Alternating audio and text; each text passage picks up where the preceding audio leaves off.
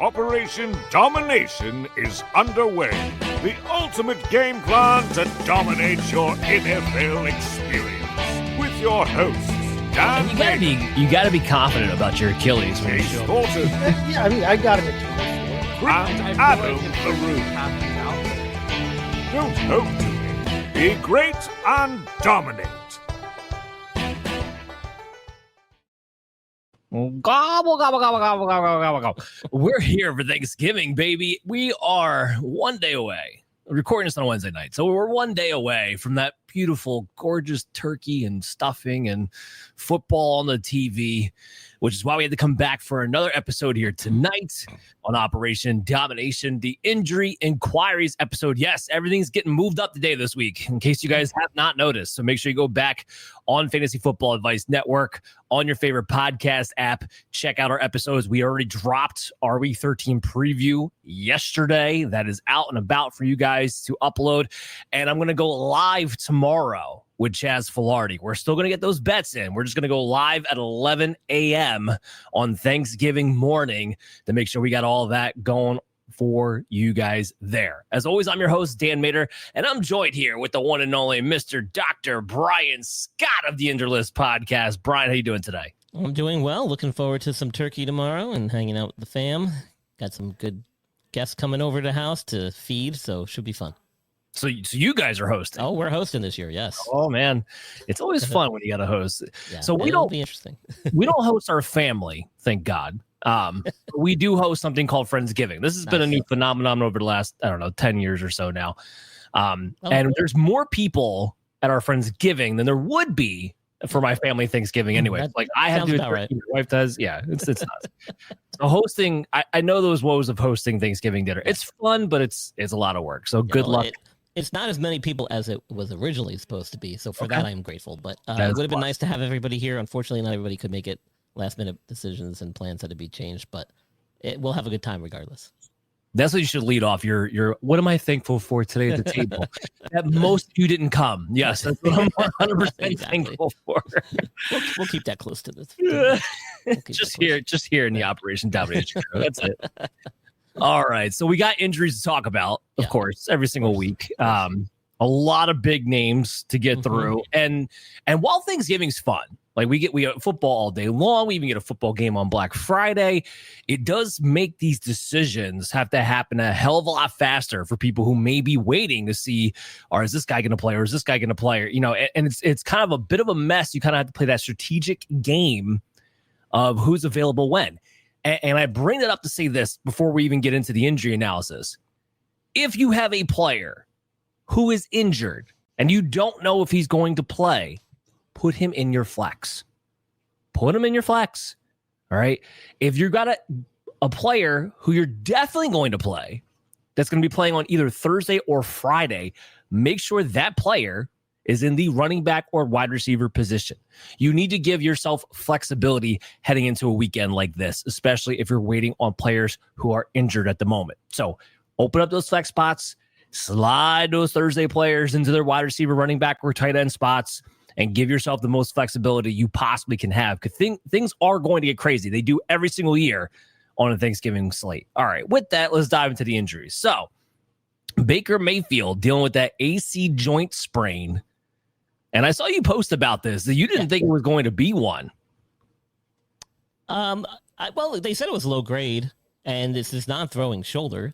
He's a tough dude, man. He hasn't missed much time from injury standpoint, and he likes to tough it out. I think he kind of revels in being like the guy playing through stuff. That kind of has become his mantra. And if it's not that serious, he should have enough time to kind of get it feeling better. There is a chance, and I think the coach and the team has said the same thing, that he could be ready this weekend. He could suit up and play. And I don't think they've made a final decision on him yet. They're calling it questionable right now. I know Bridgewater didn't look so hot coming in there to fill in, so it sounds like they're going to want Mayfield out there if he's ready to go. And they are planning in that direction to try and have him available. So we'll see what he's able to do. Now, he's not going to do much at practice because they don't do a lot of contact stuff anymore anyway as the week goes on. So it's going to be a game time decision. He'll carry the questionable tag My guess is, though, he's going to push to play. The question is whether the team's going to let him get out there. And it at this point, it seems like it literally is a 50-50 shot. I have to be honest with you. I couldn't believe it was a low-grade sprain because he looked like he had thrown his complete body out on the throw. Well, that's the funny thing is they think the injury occurred a few plays before that, and they were looking at it, and then he came back out. I guess whatever he did to kind of torque the shoulder during that throw he made, because he wasn't hit, must have just been the thing that kind of, put the nail in the coffin, so to speak. There was some fear that he may have injured a prior injury and shoulder surgery that he had several years ago to that shoulder.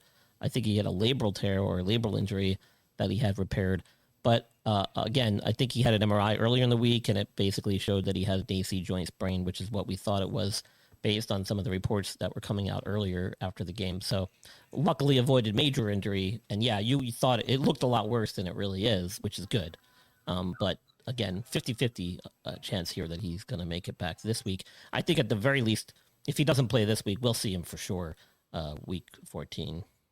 Yeah, tough dude, and clearly was in a lot of pain and just couldn't get through it. And when you're throwing the ball and it hurts your opposite shoulder that badly throwing the football, yeah, it might be better just to get a little rest in. To your point, Teddy Bridgewater was not very good. He was 8 of 15 for 62 yards. It was absolutely brutal. Now look, Teddy Bridgewater is a career backup. There's a reason why he's in those backup husband commercials, okay? He's been doing it his entire career. He'll play better than this when he has a week, which Todd Bowles has already come out and said he's going to get a majority of the first team reps this week, just to make sure that he has a little more preparation under his belt and knocks a little bit of rust off. It's still not going to be great. You still don't love the ceiling for a guy like an Emeka Egbuka or Cade Otton or anybody else for that matter on that team, but it won't be as bad as it was, even if it is Teddy Bridgewater for this week. Pretty much put it this way. If you have Emeka Egbuka, you have to play him. I don't care if it's Teddy Bridgewater. I don't care if it's Baker Mayfield. You don't have to play Cade Otton because he was already a borderline play to begin with, even with Baker in there. You do not have to play Cade Otton. You do not, no matter who the quarterback is, need to play Chris Godwin. All right. He is not back up to full snuff yet. The snaps don't increase. Sure. Doesn't look good. Just from a physical standpoint, doesn't look healthy out there, or at least looks like he severely has lost 2, maybe 3 steps as of right now until he gets back into shape. So that's kind of the way this breaks down. If Teddy Bridgewater does have to go, I think he's okay now. But I have to mention Lamar Jackson. So every week he's been listed at the beginning of the week with a different injury. We had the knee thing that he had to deal with. Last week was the ankle, and he had the hamstring, weeks ago. And then now this week they listed him with a toe. I don't know if they're just trying to switch it up for the sake of switching it up, but it's just a little bit weird. Like every week it's listed with a different type of injury that makes him miss the opening day of practice. I don't know. What do you got on Lamar? So some type of toe injury. It doesn't sound like it's serious. The team has commented that it's not a big deal. They expect that he'll be available for this weekend's game, and I suspect the same thing. Again, we're at a point in the season with Lamar Jackson where I don't expect him to practice much if he's coming off even just a little bruise. So it should be nothing to worry about from a fantasy standpoint. I think he's going to be a full go. Yeah, he didn't even look like he was on the injury report anymore. Remember, they play the Cincinnati Bengals Thanksgiving night. So you will have Lamar Jackson, and you want to play him against Cincinnati. Now, he has not been great. You had a depleted Jets team, and he still didn't put up a lot of points. It's clear to me that he's not playing at 100% health, or maybe not 100% confident, whichever one, but he's not running around like Lamar, which is not getting you the fantasy points that you want. I don't know if I can look you in the eye and tell you to bench Lamar Jackson if he's available, though, especially against the Cincinnati Bengals. I don't know if I can do it. I can make an argument as to why maybe he has a higher variance than you're used to having with the Lamar Jackson out there, but I can't sit there and tell you that Lamar Jackson should not be played as a top 10 quarterback, even with all of that. So my advice is this: unless you wound up falling into Drake May, which is possible, I've seen that out there, I'm not benching Lamar Jackson for anybody if you have him available. Plain and simple. And just kind of ride that wave and know that eventually it'll get better. Jaxson Dart, it's 2 weeks now, concussion. What we got? Now, I think the Giants are playing Monday night this week. Is that correct? Correct. So the extended time will certainly work in Jaxson Dart's favor. I think it's going to be enough time that he will clear concussion protocol. The question is whether or not the Giants are going to throw him back in there right away if he doesn't get back to full practice before the weekend here. And given the holiday, that's probably one additional day that they'll lose. So it's good that they got the Monday night game. No clearance yet as of today, Wednesday. Still in concussion protocol. I think he may have done some stuff at practice, if I'm not mistaken, on Tuesday, Wednesday. But again, the concussion protocol. I will jump in real quick. He did practice in a full today. Oh, he did. So that's good. And that's what you need in order to get through the concussion protocol. Now, he'll still need to get cleared by an independent neurologist for that protocol to be cleared and ready to play. So one step closer. The question is really going to be, do you throw him back out there with a new offensive coordinator, new head coach, because they just let go of their offensive coordinator as well. So they just let go of their defensive coordinator. Yes. Defensive coordinator. He was still the offensive play caller anyway, and he's still right. Yeah. So the question is, with all these changes happening at the coaching standpoint, Giants basically eliminated since like week 3. He still needs the experience. He still needs to take snaps. I think it will be safe for him to do so from the concussion standpoint. But he's one step closer, so I think we will see him. I don't think the Giants can afford not having him out there to gain experience. I really don't. Yeah, so that is where that boils down to. I say, look, he's definitely going to be your starting quarterback next year, no matter what direction they go in a head coach. Plain and simple. So just give him another week on the concussion. And maybe I'm saying that because I selfishly want another week at Jameis Winston. That could be the reason. And if they do that, that's not a bad idea because they have a week 14 bye. Finally, their bye week comes up. So you'll buy him an additional week to get ready and prepared and rest up. So it's not a bad thought to maybe just sit him, even if he does clear concussion protocol, give him an extra week. That might happen. That might be actually in their game plan. Well, you can do that, and you can still give him a month of football to close out the year for him to play and get those reps heading into the next season. So it's not like he's going to lose anything. I'm not saying bench him for the rest of the year. Right. I'm just saying one more week. You got a tough matchup against the Patriots on Monday night. That's not a fun defense for a quarterback to play against to begin with, and especially a quarterback who, since he's been out, the narrative around him has been, you have to find a way to run less. I've said this before. I don't know how good of a Jaxson Dart quarterback he is if he runs less, but neither here nor there. Give me another week of Jameis. It's just fun watching Jameis play. I don't know. Fantasy, in all seriousness, I do think Jaxson Dart plays this week. If he's practicing in full, I think they will throw him out there.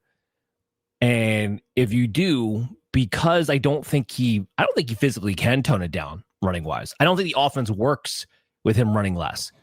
And so that floor should give him a top 12 quarterback potential, even in a tough matchup against the Patriots. I especially love it for Theo Johnson. Jaxson Dart has targeted tight ends like crazy since he's been out there. So Theo Johnson's a top 12 tight end in my book.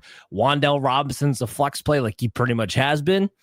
And Tyrone Tracy's get enough work where he's a low in RB2, high in RB3. And that really doesn't change whether it's Jaxson Dart or Jameis Winston. I think the only thing that changes, honestly, is that Wan'Dale Robinson, Darius Slayton, the wide receiver types, they might have a little bit more of a ceiling because we know Jameis will just let it fly. But outside of that, not much else changes. All right, so let's talk a little Aaron Rodgers. He did miss last week. What do we think he's going to do this week with the wrist injury? Well, I was kind of surprised. I actually thought he was going to play. He was trending toward playing. They were saying that he would be able to with that left wrist.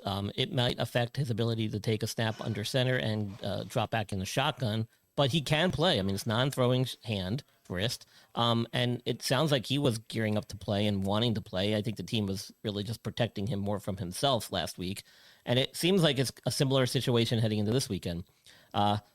He's been practicing. He's still got that thing on his brace or splint or whatever it is on that left wrist. That's probably not going to come off for several weeks. But I think it really comes down to the team's decision whether or not they feel better with him out there over Mason Rudolph. But from a physical and a health standpoint, he's in no worse shape than he was last week or no better shape than he was last week either. So it's like, if you need him, put him out there, and he can do it. So it's just a question of whether Steelers decide to pull the trigger and get him back out there or not. I'm going to lean towards most likely. I'm going to lean towards most likely that gets done. They lost to Chicago. They're fighting for the playoff lives along with everybody else because pretty much it looks like only one team's going to come out of the AFC North. I didn't think that was going to be the case at the start of the season, but that looks like how it's shaping up. So whoever wins that division is the only one that's locked in for the playoffs. I don't think they're going to let it go another week if Rodgers can at all suit up in this one. Jayden Daniels, I think there was a little bit of an update on him today. Yeah, I think he's been working back. I think he was doing more practice. I saw some video clips of him dropping back and throwing some passes during drills and stuff, which, like we said, although it looked nasty and it could have been a lot worse, it turned out to be the best case scenario for that particular injury. He had no major structural damage to the elbow aside from the ligament injuries, which we know happened because he dislocated his elbow. You can't do that and not tear your ligaments. That's just impossible. But the good news is that can be treated non-operatively. It can be stable afterwards, and it sounds like that's the scenario that played out here. He'll probably still have to play with some type of protective brace or something on that elbow. But again, non-throwing elbow, so that's crucial here. He can make it back. We said that when the injury first happened. The question is whether or not the Commanders want him back and are going to risk potentially further injuring himself in another way or to that elbow again, and whether or not they're in the playoff hunt and have anything worth playing for. Again, similar to Jaxson Dart, you want him to be able to get snaps and gain some experience back there, regardless of the outcome of the season. And that's going to really rest with the management and coaching staff of the Commanders, whether he's good to go. But from a health perspective, no greater risk if he stepped out there tomorrow than he would have been before the injury. By all accounts, it sounds like things are fairly well with that elbow, as good as they're going to get. I mean, all in all, that's good. That's good news. All in all, that's good news. And look, again, you kind of laid it out there. Jayden Daniels in his second year, if he can play this season, even though it is a lost season now for the Washington Commanders, you want him to still go back out there. And not even just that, like, I don't think Kingsbury or Dan Quinn are going to get fired this season, but there is a little bit of a temperature check on their seats, even after last season, because these are guys who've been retreads, who've been fired in places before.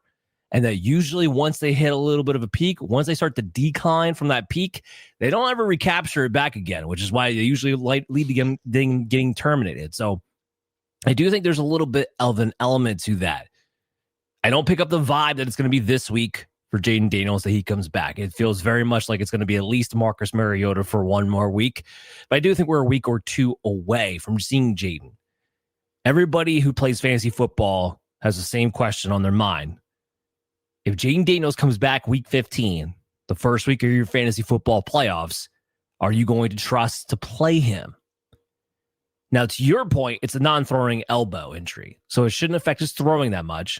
It may affect his rushing, which is what you need out of Jayden Daniels. As a thrower, Jayden Daniels is a 200 to 215-yard passer on average. That's kind of where he lives. It's nothing special. You need him to run in combination with that. Is he going to be willing to run as often? Like, he will run. He's too athletic not to, but he's going to be running as often. I know they're not going to design any plays for him at the goal line. That much I could definitely tell you with the elbow injury. They ain't going to take that chance. They ain't that dumb. So I would say he's probably more of a high-end QB2 upon his return, unless we see something that just tells us differently. So if you can hold Jayden because you've been holding him on your IR, fine. But if he's back that first week of the playoffs, like, you want him back week 14. Give you that 1 week of him back on the field first. If his first game back's that first week of the playoffs, it's going to be hard for me to trust him, especially since I've gotten there without him to begin with. So a little tidbit for you guys there, because a lot of people are going to ask that question. Oh, boy. Okay. J.J. McCarthy. Concussion. It was developed late. Kind of like his ankle issue was developed very late. Which makes you wonder. Yeah. So what do you think, Bri? I mean, the most recent report I heard is that he's still in protocol, that he was a limited participant in his last practice, which was today. And correct me if I'm wrong if you've heard otherwise, but probably going to be up until the last minute here if he gets cleared or not. I know they're already preparing their rookie quarterback. I could be mistaken, but I thought they came out and said definitively that Max Brosmer was going to be the starting quarterback this week. You might be right, because I did see reports that saying that they were basically all in on preparing him to get ready. and it sounded initially like JJ McCarthy was not going to be cleared in time for their game this weekend. And that's a real possibility. I feel bad for McCarthy, man. Like right out of the gate, he's had everything working against him, and he's had an uphill battle. And it all stems back from that meniscal injury that he sustained in the early part of his career, which required season-ending surgery before he even had a chance to basically do anything in this league. And so I think he's got a bum rap. That's a tough injury to come back from. He missed a ton of time. And I think the injury thing is starting to compile itself now, so I feel like once this season's over, if he could just hit the reset button, get himself in the gym and prepare mentally and physically for next year, he's still got a chance to do something in this league. So I hope he can do it. I think he's got talent. I think he's got skill. It's just that he's had a bum 2-year experience here, unfortunately, and the concussion doesn't help matters. And especially when you have nothing between the ears to begin with, which I think is his biggest problem, to be honest. And maybe that's true. I don't know the gentleman, young man, but that certainly at the quarterback position is not something you want to be hearing. Brian, let me put it to you this way. When you are as bad as you are, and then you have an alter ego made up for yourself at number 9. That's a problem. A lot of red flags going off in my head. I'm just saying, like, not really cohesive with what I'm looking for. Well, yeah, I'm just taking things, looking at it from a physical health standpoint. I'm not going too deep into all the other aspects of his game or psyche. But from a physical standpoint, not the way you want to enter the league, and certainly not going to make progress if every few weeks you're dealing with another type of injury that has you missing time. And the concussion sounds like it's going to be another high ankle episode. Hopefully not, but we'll see. At least for a week. So it's funny, while we're recording this, Adam Schefter tweeted out that amid the likelihood that JJ McCarthy misses on Sunday. So he hasn't been officially ruled out, but it's likely that he's going to be ruled out. And he was talking about Aaron Jones and Justin Jefferson, wink, wink, saying they haven't lost faith in long-term prospects. Yeah, right. There's already been reports that they had lost faith a while ago, actually. But yeah, so not officially ruled out just as of yet. I do have a little piece of breaking news here. I got a little news notification. Apparently, Chris Olave left practice today early with a back issue. Neither one of us are going to have a lot of information on this, but just thought I would throw that out there since I just got that alert passed through my desk while we're recording this. All right. Max Brosmer. In case you guys don't know, he's a bit of a hometown hero. He was the quarterback of Minnesota University, undrafted for the Vikings. Beyond that, there's a reason why he was undrafted. I'm not really too hopeful about how well this thing is going to go on Sunday. So you have Jefferson.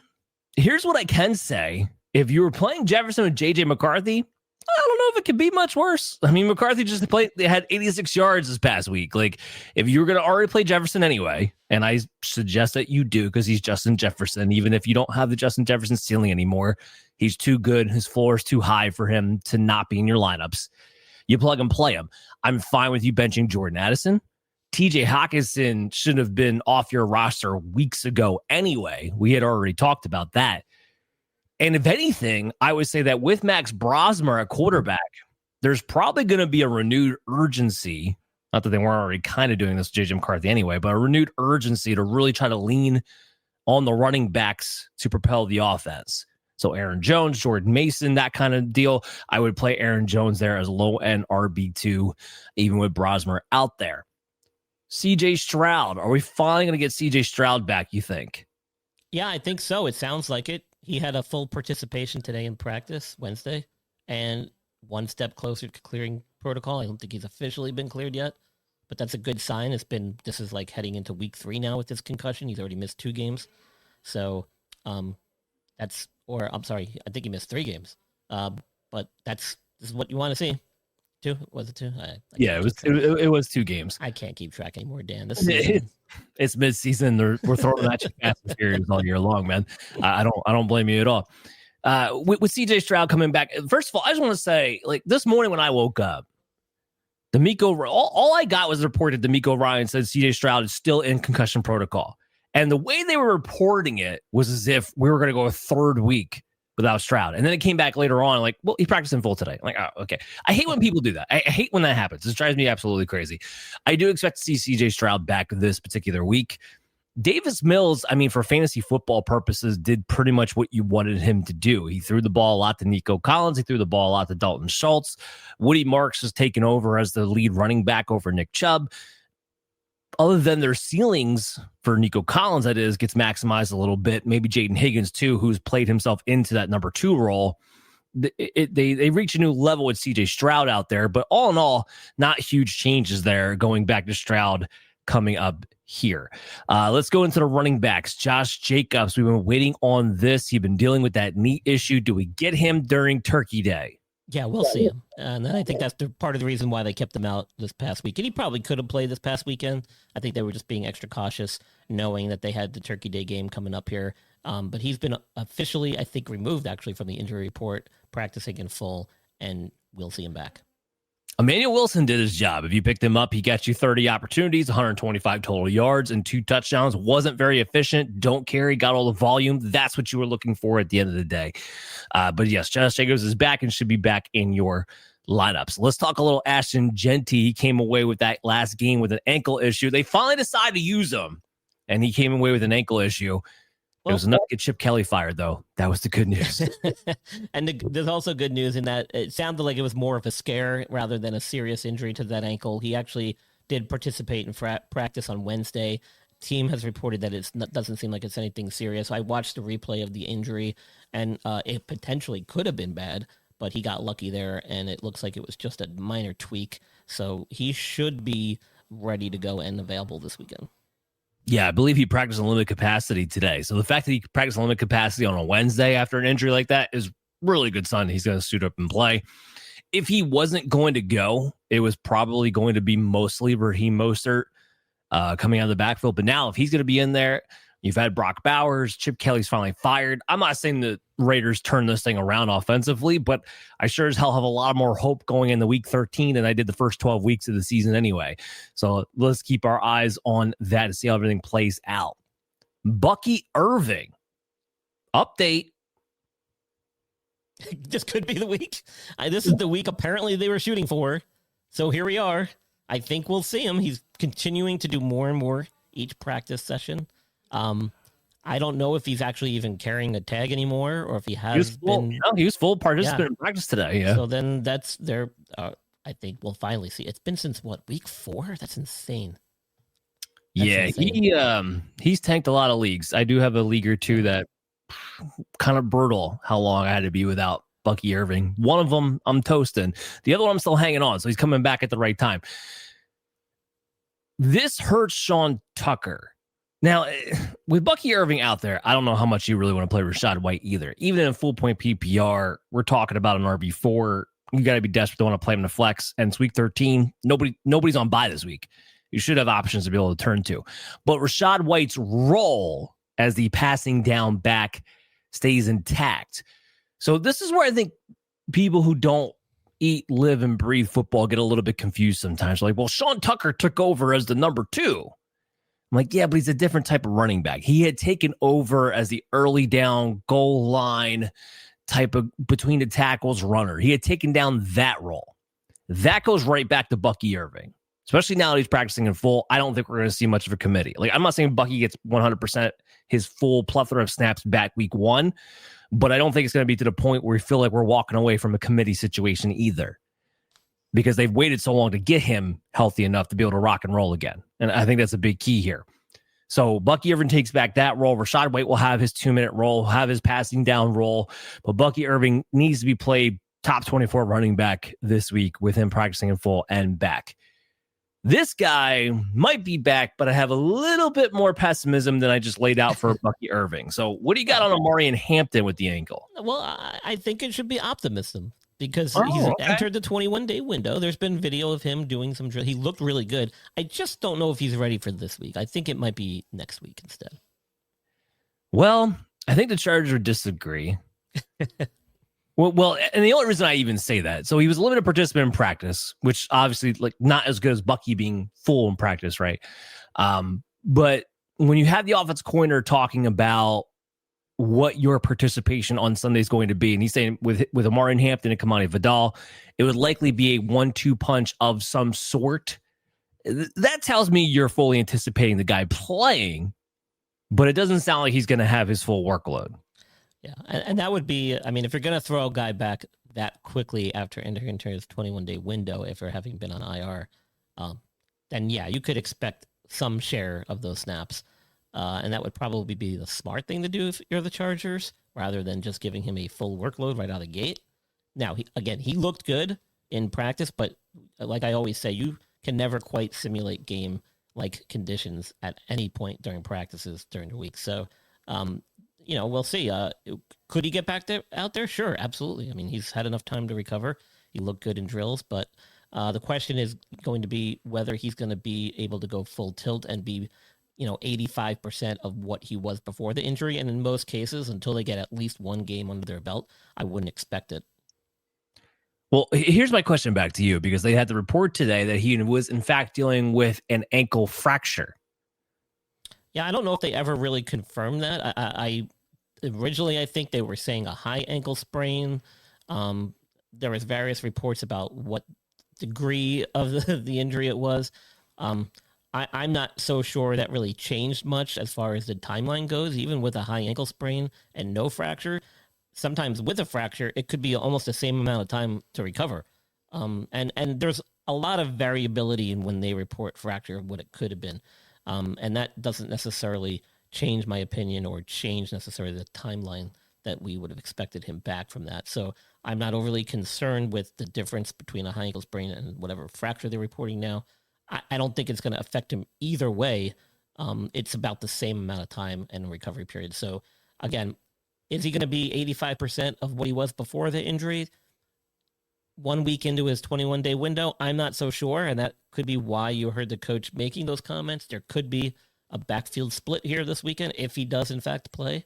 I think the wise thing to do would be maybe give him an extra few days next week to get ready and have him come back 85 to 100% better than throwing him out prematurely and expecting that you're going to get a top-tier performance out of him. But, the Chargers might be in desperate mode and need him back, and so that could be why you'll see him participate this weekend. But from a fantasy standpoint, I don't know if you're going to get the full production you possibly could get from him if they just waited an extra week. Well, like the Chargers, from a fantasy standpoint, we might be in desperation mode too. And I can speak to that with a few leagues as well. Yeah. And getting Amari Hampton back, as much as I know that I'm not getting 100% Amari Hampton, that I'm not going to get the full workload, having him back over some of the other options I had available to me, it was definitely a plus. I hear you. So, I hear you. Yeah, it's all relative, buddy. That's it's right. all relative. Right. Here's what I would say.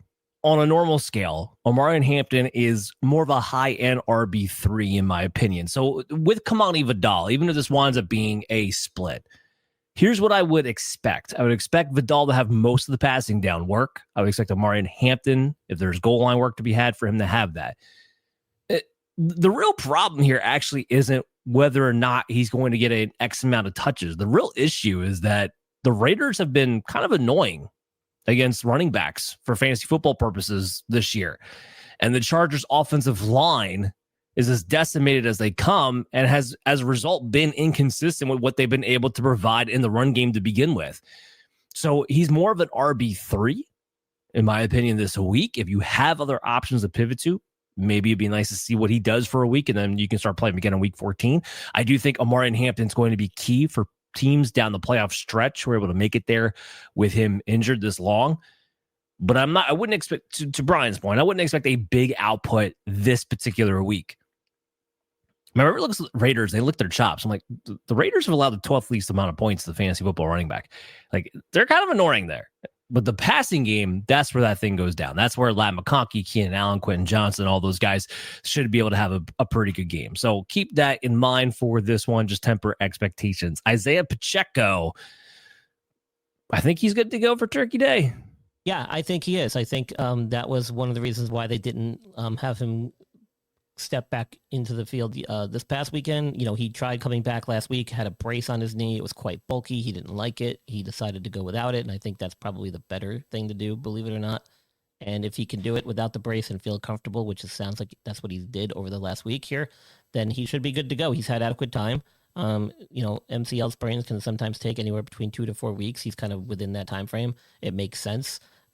Initially, he actually tried to play through it when he first got hurt, so it wasn't serious. I think it was the following day or two where he really felt kind of the symptoms from that injury, but not completely unstable, did not require surgery. We should see him make a return this weekend. I still wouldn't play him, FYI. So I would rather play Omari and Hampton and Isiah Pacheco and I know it's against Dallas, but Dallas's defense, since they've acquired Quentin Williams, is a lot better against the run. Between him and then Grant in the middle, that's a tough run defense right now over the past couple of weeks, and they've played like it as a reason too. And then on top of it, you still have the fact that Kareem Hunt, even when Pacheco was healthy and playing, Kareem Hunt was still the goal line back. Like, this is pretty much a poor man version of the Kenneth Walker, Zach Charbonnet scenario where, yeah, maybe Pacheco is the better running back and he gets work in between the 20s. It doesn't matter because it's not that much work. He's not being that explosive because they're not running that effectively. And then when they finally get an opportunity for him to score and balance out fantasy-wise, it goes to Kareem Hunt. This is pretty much the poor man version of Seattle's backfield. So I would not want to play Pacheco. I don't have him inside my top 36 this week, if at all, if I can help it. I actually would value Kareem Hunt slightly more because of the touchdown potential. Any updates here on Trey Benson? I've been patiently waiting. So I don't think he's quite ready just yet. As far as I can tell from all reports, he's still not back to full participation in practice. They opened his 21-day practice window, I think, last week, if I'm not mistaken. And he got some limited sessions in. I think originally when we reported on him entering that 21-day window, I was under the impression, just based on some reporting and everything and the way it was kind of termed, that they would probably take that full 21 days before they actually activated him again. And I think that's what it's kind of shaping up to be here. So I don't think we're going to see him quite yet this week, but next week is it. So if they're going to make a decision on him, it's going to have to be before the end of next week. Yeah, when he came out today and was a limited participant in practice again, I kind of got the vibe it's probably going to be another week before we see him, which honestly is okay. This is not a run defense against Tampa Bay that you necessarily want to go up against.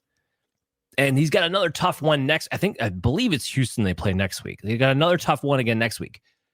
But Trey Benson, make no mistake, if somehow he's still out there, I don't know that he would be, but if somehow he's still out there in your leagues, make sure you grab him because he has a great playoff schedule. Like, there's a real chance here of Trey Benson fully healthy with the workload he should have, because Bam Knight and Michael Carter stink, that he could actually be a league winner for you in the fantasy football playoffs. So if you have any shot of getting Trey Benson, or if you have him, be patient. Be patient, because he's going to pay off for you in a big way, I think. Alvin Kamara dealing with an MCL now. Yeah, and I think they diagnosed that officially on Monday, but it looked like that was the injury even after during the game. Now, the good news is when he got injured, he actually tried to kind of work it out, was seen on the sideline doing some jogging up and down to see if he tested out and see if he could go. So it didn't seem like it was too serious.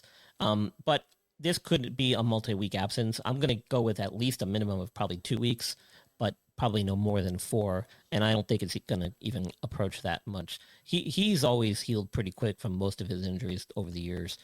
He's a workhorse. He's been in the league a long time. He has not missed a substantial portion of his career because of injury. And over the years, he's dealt with some pretty significant stuff, especially in his ankles. But this one sounds like he got escaped major injury, and we should see him hopefully back within 2 weeks, is my prediction. It's as bad as this sounds, Brian. It's not really what I wanted to hear. I wanted to hear that Alvin Kamara was just going to be like, look, I'm done rest of the season. It's a lost season. You're an old veteran running back. You only have X amount of plays left in your system. I would much rather Kamara just sits out the rest of this year and takes what little juice he has left and goes and actually plays for a real contender next season, where maybe he can be like an Austin Eckler going to the Washington Commanders type of player somewhere. Like, I don't really want to hear him coming back to the Saints this year. And for the Saints too, like, what's the point? Like, serious, what's the point? But I mean, you make a strong case that could be how this plays out. We'll have to see. We will have to see. Also because I picked up Devin Neal everywhere, and I knew it. There's more to that. Of course. So to your point, though, Kamara's going to be out for at least this week, maybe 2. Devin Neal's got the Miami Dolphins this weekend. Now, I don't want to go crazy. There's a lot of people out there saying, like, well, Devin Neal is getting all the work. He had 86% of the snaps when Alvin Kamara went out, and now he's got the Miami Dolphins to go up against. The Dolphins over the last 4 weeks have not been the same defense that they were early on in the season where you wanted to play every running back you could against them. They've actually been quite good last few weeks and now they're coming off the bye week. Now, maybe something changes. I don't know, but this is not the ripe for the taking defense that they were early in the season. I only say that because I want people to caution their excitement on the potential of Devin Neal for this week. Remember, it's still the Saints, still a really bad offense. I like Devin Neal more as a pass catcher than I do as a runner. And this past week, we kind of saw that. He had 7 targets, 5 catches for 43 yards. He was much more effective as a passer or a receiver than he was a runner in that one. But as long as he's getting all around workload, we're talking about, a low in RB2, high in RB3 here. And I do think we get that against Miami. Now, I know I don't really have in my injury list, Brian, but I do know that he was a limited participant in practice today with a knee issue. He was a limited participant on an injury we didn't know about on a Wednesday. He's probably going to play on Sunday, which is why I didn't even add him to the injury report. I think he'll be fine. So Devin Neal kind of in that territory with Alvin Kamara out. Drake London. I think Raheem Morris might have lied to me again. What do you got on Drake London? We're not going to. I don't think we're going to see him back this week. They're already saying he's doubtful, which means there's a 25% chance that he even plays. That to me is a no-go. He's dealing with this PCL sprain. He's going to be week to week. We said that originally. These can sometimes take a while. And there's been a few of those this season, ironically, with Brock Bowers, of course, being probably the most notorious one, fantasy related.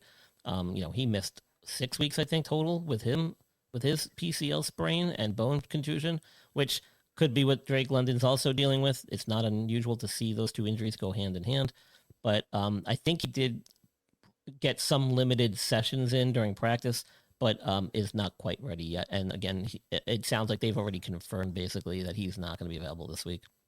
Yeah, when I said Raheem Morris lied to me again, it was last week when he said, "Oh, he'll be back week 13." I knew that wasn't happening. Look, I just want this to not be the Ricky Pearsall injury because that would mean Drake London's out for the rest of the year. Yeah, if he's going to miss 6 weeks. So I just need it to not be that. I need him to be back week 15. Okay, do whatever you got to do, which doctor you have to go to, and just be back week 15. That's all I ask. So we'll keep you guys up to date on Drake London. In the meantime, it was nice to see that Kirk Cousins maybe had something in the tank. He did hit Darnell Mooney on a long pass last week. I'm still not trusting it. They still definitely want to hide him. They became a run first team, which is why you saw Tyler Algier involved as much as he was this past week. So I'm not loving Kyle Pitts, not loving Darnell Mooney, but maybe some hope when Drake London does come back if Cousins can still show you that he can throw the ball at least to some degree. Rashee Rice, I know he's off the injury report now. I wanted to keep him on there for this reason because I wanted to ask you a question, Brian. Mm-hmm. When we hear players have hamstring injuries, I mean, that's like the kiss of death. Yeah, usually. You just don't know what it's going to be. Yeah. And then he has the hamstring injury. He comes back out for like a major play in overtime. They're playing on a Thursday. He gets listed with the hamstring injury in the estimation on a Monday, and then practices in full on Tuesday. So was this hamstring or was this cramps? Well, listen, anytime these guys are treated or miss a portion of a full practice because of treatments or an injury, they have to be listed on the injury report by league rules. So that could mean any number of things as far as what the injury is, though. And they don't necessarily have to go into specifics.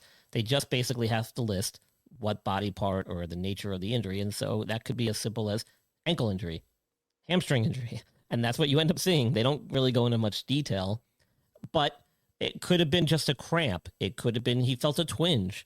It could have been maybe he was having a spasm or something like that.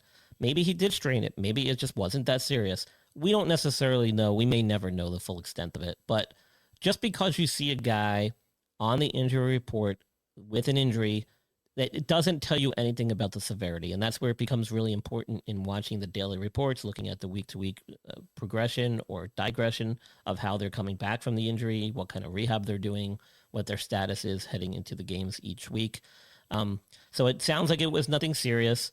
Could have been just a little twinge or a cramp in there. A lot of times that could be the precursor to a strain, so to speak. So sometimes they'll treat that almost like as if you have a strain and be very cautious with it because you don't want to, again, send somebody out there and cause them to really pull that muscle. That'll just be several week absence and be very detrimental to their overall health. So especially when you're talking about a skilled position player at the wide receiver position who basically is a speed guy, you want them to be 100%. So good sign that he made it to a full practice session. I think he's actually even been taken off the injury report now, which means he's no longer missing any practice drills or portion of the practice and probably isn't even getting treatment for it anymore, although that could vary.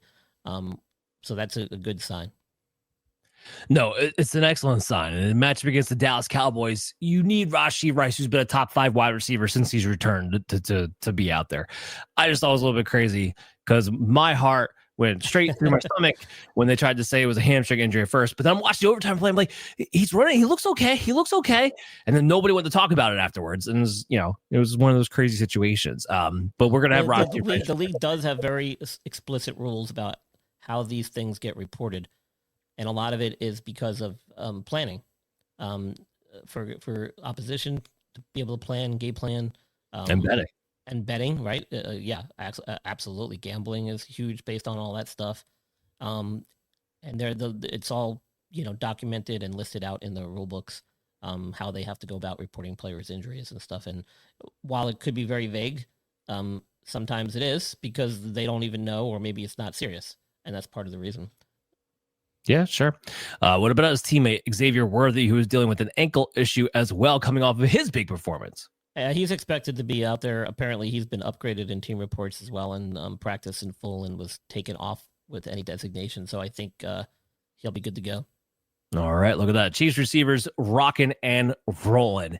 So here's something interesting. Jonathan Gannon comes out and says that there's no timeline on Marvin Harrison. What do you make of that?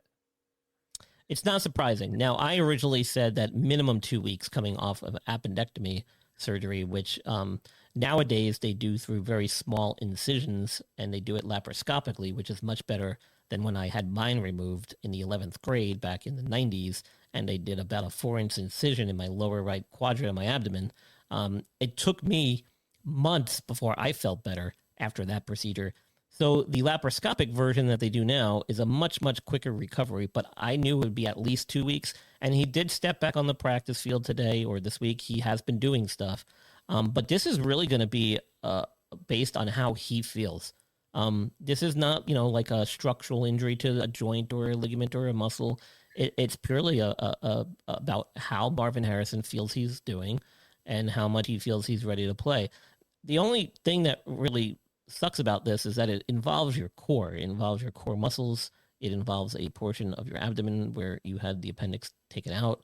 And that can quickly cause a lot of discomfort and pain with just general everyday movements and actions. And then you got to step back on the practice field at this level and get back to game participation and 100% activity.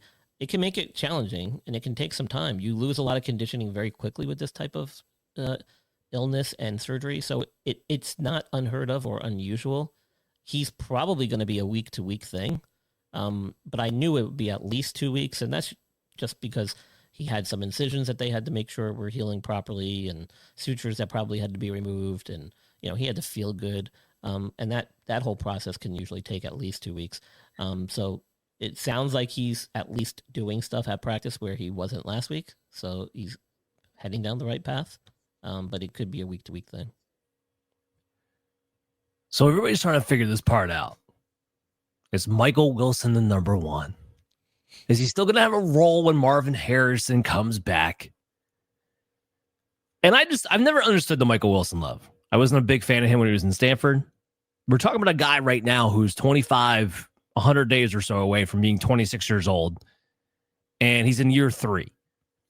Anybody else with his draft to production profile in the first 3 years of his career, we would have all moved on from. For some reason, people don't want to do it when it comes to Michael Wilson. I don't know why. Whatever. When Marvin Harrison comes back, make no mistake, he is the number one wide receiver. He's the guy they drafted in the top 5. He's the guy they have to make work. And I'll also say this. It's not fair. The Cardinals finally go to a quarterback who's actually able to run the offense, and Harrison only got like a game of that before he had to have this surgery out of the blue. Wilson doesn't deserve a bigger role. He's going to go back to his opposite side perimeter role. Marvin Harrison will get his, and you'll be just fine with Harrison being a top 20 wide receiver the rest of the way when he does return with Jacoby Brissett with the way he's playing right now. That's how it's going to work. There's nothing special about Michael Wilson that he needs to eat into a Marvin Harrison workload. There is something so special about Marvin Harrison, and it's unfair what he's had to go through with Kyler Murray the first couple of years. And it's not all on Kyler Murray. Drew Petzing's an idiot too, because he still uses him completely improperly, Marvin Harrison, that is, on what his skill set is to begin with. When you draft a player in a top 5, I would think you've done your due diligence on what he's going to excel at early on. They don't use him that way. That's also on the offensive coordinator, just to lay this out here. But my point is this. Marvin Harris is a top 20 wide receiver. Michael Wilson will go back to being unplayable once this maneuver happens. Until then, Harrison misses again this week. Michael Wilson's a top 20 receiver for us in fantasy football purposes because Jacoby Brissett is throwing the ball over 40 times a game, no matter who they play, no matter what the game script is. So there you go. Brian Thomas, ankle issue. What else you got here? Well, when he first got injured, it was kind of unclear as to what the extent of the injury was. They were saying just an ankle injury, and then it turned out that some reports came out showing it was a high ankle sprain, and that kind of makes more sense as we see things play out here. He's still limited in practice. I don't think he's going to be ready this week. He's basically week to week at this point. And this is pretty typical of a high ankle sprain. They can take several weeks. Usually it's anywhere between 4 to 6 in most cases, especially if it was any sort of a moderate degree type of sprain. I mean, to try and come back sooner usually ends up setting them back even further. So again, not ready. I don't think this week. Going to be a week-to-week thing, so keep an eye on what he's able to do in practice. But as of right now, he's still limited. If he misses, Jacoby Myers is still the guy I'm ranking the highest for the Jaguars wide receivers. So I know Parker Washington finally had the good game last week, and everybody's making a big deal. They're like, oh, Parker Washington could be a legitimate thing. Let's keep something in mind here. Parker Washington's had these moments before, and he's gone right back to being completely irrelevant in weeks after that. All right. He had 7 targets. Jacoby Myers had 6. He just happened to have the 71 yards and a touchdown, but Myers also had 50 yards and a touchdown too. Myers just got traded to the team. And in the first 2 weeks before this, he was leading Parker Washington. Jacoby's the number 1 receiver there. Now, the only thing that makes this a little bit more complicated was the return of Brenton Strange, who we felt his presence right away his first game back. So maybe he eats a little bit into both of these guys. No matter how we break this down, even in a matchup against Tennessee, in a game in which Jacksonville should be able to control on the ground, and they've proven now they're leaning into what their identity needs to be. They want to be a run first team and play defense up front and have that be our identity because Trevor Lawrence stinks, and they want to actually be able to hide him, and that's what we're running into right now. If you're going to play one receiver, I'm playing Jacoby Myers, knowing that he has a base floor, but nobody really has a huge ceiling in this one. Nobody. Not with the way they play, with the way they utilize these guys. All right. DK Metcalf, ankle issue. Didn't practice today. Yeah, but doesn't sound like it's serious. Mike Tomlin was downplaying the injury, and this was the first time he's missed any practice time at all this season. The guy's a physical specimen. It didn't seem like it was a serious injury when it occurred. I'm optimistic that even though he didn't practice today, that it's not a huge deal and he'll still be available. Well, that's good to hear. So if he plays, you play him as a top 24 wide receiver, more of a low-end wide receiver too than anything else so far this season. This is one of those guys where, like, the model says targets should be there, but then you remember it's Arthur Smith offense, it's run heavy, plays a lot of tight ends, and you always want to be like a little bit disappointed in the usage that you got out of DK Metcalf, but nonetheless, still more of a low-end wide receiver 2, high-end wide receiver 3 type. There's been movement on the Terry McLaurin front. Yeah. it actually sounds like he might give it a go this weekend from what he was saying. He said that he was intending to play and he felt better than he did coming back the first time with this injury. The team's taking it day to day, though, and he was a limited participant on Wednesday, so still might not be ready, even though he says he is. Last time he said that, he came back and got hurt again, and he never looked good the first time around. He never looked like he quite recovered. Even when he was saying he was good, there was clips of him at practice still showing signs of favoring that side. I'm not optimistic that they're going to play him this week because I don't still think he's fully recovered yet, despite what he's saying. But we'll see what he does the rest of the week here. We're running out of time. Thanksgiving tomorrow. When do they play, by the way? They're not one of the Thursday games, are they? No, they play Sunday. So he's got a normal time, but the problem is they're probably not going to do much on Thursday. Friday's probably going to be just a light practice walkthrough, and then you got your game on Sunday. So again, with a quad injury, not quite as bad as a hamstring. However, this is a powerful muscle group in the front of your thigh that you need to be able to do powerful, quick accelerations and stuff like that. If he can't test it out in a game-like condition, and the only way you're able to do that is to go full in practice, I don't see how he can say he's ready. And I don't see how the team can basically say that too. So keep that in the back of your mind. That's where I'm with you. So like, if you just go by the vibes of the team, it does feel like they're pushing like Terry McLaurin's going to play this weekend, but he only practiced in limited capacity today. When you have a guy, to your point, who's been out this long with a soft tissue injury and he opens up the week not fully participating, I question fully if the guy's actually going to play this week. Now, it's happened in the past, sure, but I still question, especially with a guy who's been out as many games as Terry McLaurin has and is already re-injured this particular injury as well. So I would not hold my breath that would make Deebo Samuel number one receiver on that team. But Deebo has fallen more into a wide receiver 3 because he's turned into a pumpkin in the second half of the season like he has done every year since 2021. Jayden Reed, any movement on him? I know he's out already for this week, but what do we think he's moving forward? You got to remind me because I feel like I haven't spoken about him in forever. So it was a foot shoulders issue, more so the foot than anything else. Was there some talk, or was he on IR, or I forget? He's still on IR. Yeah, so I don't know if they've actually even opened up his 21-day window yet. They have. So because he practiced in capacity, so they opened it up. It just they rolled him out for tomorrow. Yeah. So I mean, well, again, this is 2 injuries, 2 body parts. Probably going to be closer to that 21-day mark before they make a final decision. I think next week will be a good, true test of where he's at. He'll definitely ramp up his activity at practice. But I think this is the smart thing to do when you have a guy coming out of a 4-game absence. I don't think it's wise to just throw them out there the first week they're back. Like I said, you can't simulate game conditions, and they can't step on the field and do anything with the team until they are activated until their 21-day window is open. So that's the thing. Like, you can say, oh yeah, he looks good and he's ready, but he hasn't been able to do anything with the team. That's by rule.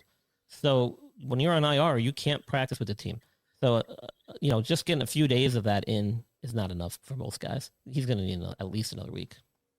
And that seems to be the route that they're going there too. I want to talk about Matthew Golden before I dive into the Packer wide receiver. So he was doing the wrist. What do you got on him? Limited in practice on Wednesday's session. Probably going to carry a questionable tag. It doesn't sound like it's anything serious that he can't possibly play through. Might have to have it wrapped or braced, but we'll see what he's able to do going forward. What a mess the Packer wide receiver group is. I mean, just so when Jayden Reed comes back, you're going to have Romeo Doubs, Christian Watson, Jayden Reed, Matthew Golden, Datavian Wicks. And the Packers are going to rotate all 5 maddeningly because that's exactly what LaFleur does to drive you all crazy. But what's more funny to me than that even is that we're right back to where we started. Christian Watson, for fantasy football purposes, if you're taking a shot on one Packer wide receiver, we're right back to it being Christian Watson. Because he's the one guy who can catch a deep ball and score touchdowns every so often. Because Romeo Doubs doesn't do that. He gets a little, he gets a little bit of work here in between the 20s. Great, fantastic. Touchdowns? No. 100 yards? Never in his career. And then you got Datavian Wicks. Who knows how many snaps he plays that game? Their first-round draft pick, Matthew Golden, he's playing less and less as the weeks have gone on. And we're waiting for Jayden Reed to come back probably within the next couple of weeks, too, on top of it. just right back where we started. And Watson's coming off his ACL, and he's only been back. He hasn't even been back the whole season. He looks the best out of all of them. That's what's crazy. And then when you add in the little sprinkle on top that is Jordan Love playing absolutely terrible football over the past few weeks, it just doesn't make it any easier. I'm watching this game against Detroit. Because if Jordan Love against that banged up secondary, and Detroit's got like none of their starters playing in that secondary this week, if against that banged up secondary can't look better than he has the past month, alarms need to be raised. Alarms need to be raised everywhere. You're in a big game against a division matchup in dome and backup JV squad in the secondary. If you can't put up numbers against that defense and that team in that situation, alarms are going to need to be raised there for Jordan Love. All right, so let's talk about the tight ends. We got two of them. Dalton Kincaid still dealing with the hamstring injury. You got any updates there? Yeah, I don't think we're going to see him Sunday. He did not practice on Wednesday still. He's missed multiple games. Their head coach was saying that there's a chance he could play Sunday. I don't see that happening. Coming off a hamstring injury, probably going to be week to week still. We'll see what he's able to do next week, but this week does not look like it's happening. Yeah, he's not off to a good start. When you come back on a hamstring injury, I'm with you. You need to be practicing in full on Wednesday for me to feel like you got a real shot to actually play on Sunday. We already know what that means fantasy-wise. Fire up James Cook and Khalil Shakir if you have to. And that's pretty much what it boils down to. This one, I did not think we were going to be talking about this guy for the rest of the season. Like, I didn't think this was even like a possibility. But apparently, the Miami Dolphins opened up the 21-day window on Darren Waller coming back from his pec injury. Yeah, I just thought we'd see him retire again like he did the first time around.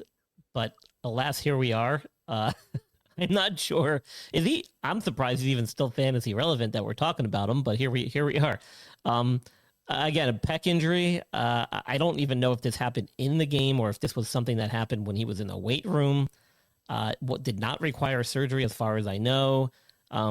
Can easily get re-aggravated, though. Your pec, obviously, pec major is usually the one that gets injured, and that's an important muscle group for a lot of upper body movements and things that you need to do when you're a blocking, catching tight end. So I don't think he's going to be ready this week. He's going to need to get out in the field and do stuff. I don't know if he did anything today. I think they just opened his window. He might have been limited, but even so, I don't think it's going to be this week. We'll have to see what he's able to do and if he ramps up things next week. Yeah, it was a limited capacity. I don't think it's going to be this week either. But, Brian, you said it. Fantasy relevant. The reason he's on my list is because he is fantasy relevant.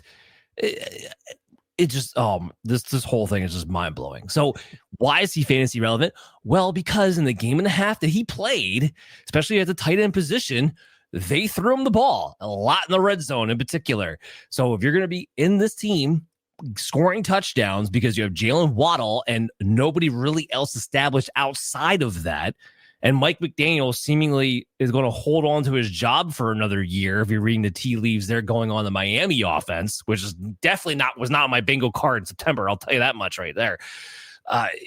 Darren Waller winds up being fantasy relevant. So if you've been streaming tight end and you're looking to make a playoff run, Darren Waller might be somebody you want to pick up. I don't have anything else beyond that because it doesn't feel good to say, but yeah, that's kind of where we are. Yeah. All right. So with that, it's going to wrap up the show. Hope you guys all enjoyed it. Brian, thanks so much for taking the time. We got to move the schedules around to make this thing work too. And I'm glad you're able to do that. But what do you have coming up that you want people to check out? Well, we'll be right back at it with TSS on Friday night and Sunday morning doing the last minute updates. As always, I've been putting out my Tuesday morning injury recap for the weekend injuries and then the preview for the weekend games coming up. I did that again this week. Unfortunately, I had a little video issue, so I did not get it out on YouTube or the video feeds until later. But I still have it dropped wherever you listen to your podcasts.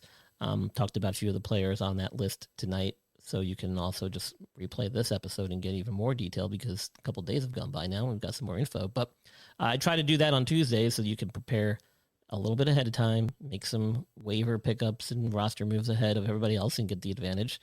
So check that out. And of course, I do my daily updates, reposts, comments, and all that stuff on X and all my other social media stuff. I'll be throwing some teasers out and things like that. But yeah, I'll be doing a Blonde Blitz episode next Wednesday with Deb Wickus over there on That Sports Podcast Network. Check that out. She's awesome. Emmy-winning award producer.